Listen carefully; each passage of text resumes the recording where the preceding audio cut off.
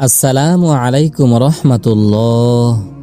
প্রিয় দর্শক, আমাদের জীবনে এমন কিছু রাত আছে যা একবার পেলে আমাদের তকদির পরিবর্তন হয়ে যেতে পারে। এমনও এক মহিমান্বিত রাত হলো শবে কদর, যা হাজার মাসের চেয়ে উত্তম।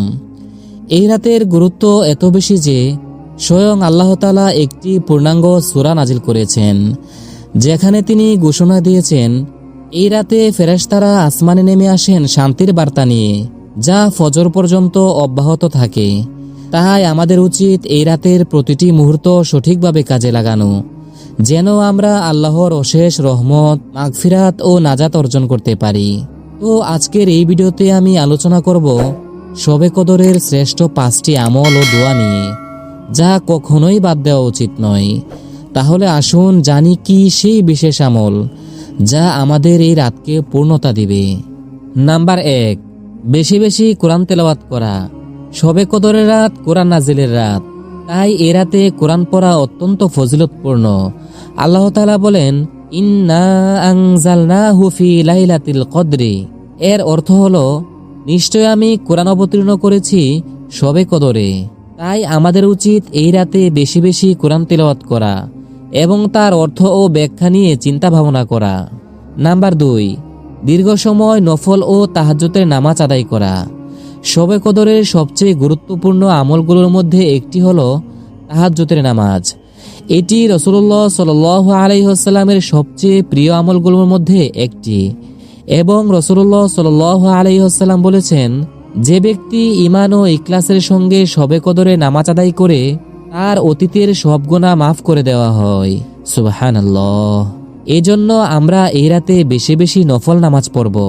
বিশেষ করে তাহাজ্জুদ ও সালাত আদায় করা খুবই ফজিলতপূর্ণ। নাম্বার 3, এই বিশেষ দোয়া পড়া।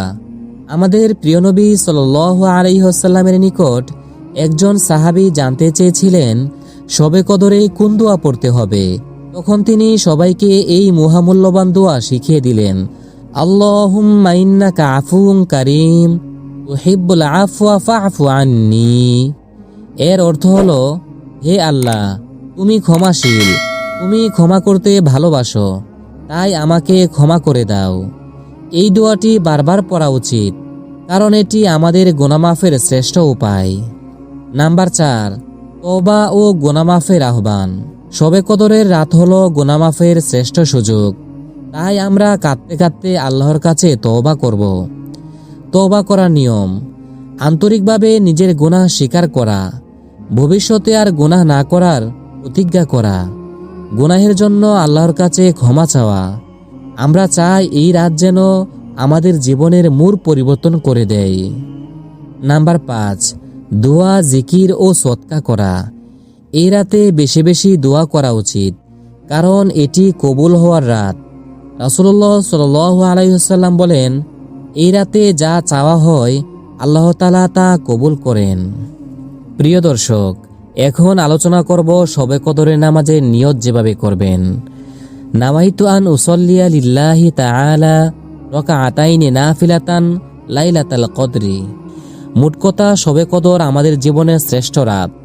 এই রাতের প্রতিটি মুহূর্ত কাজে লাগিয়ে আমল করুন ও দোয়া করুন, আর আল্লাহর রহমত লাভ করুন।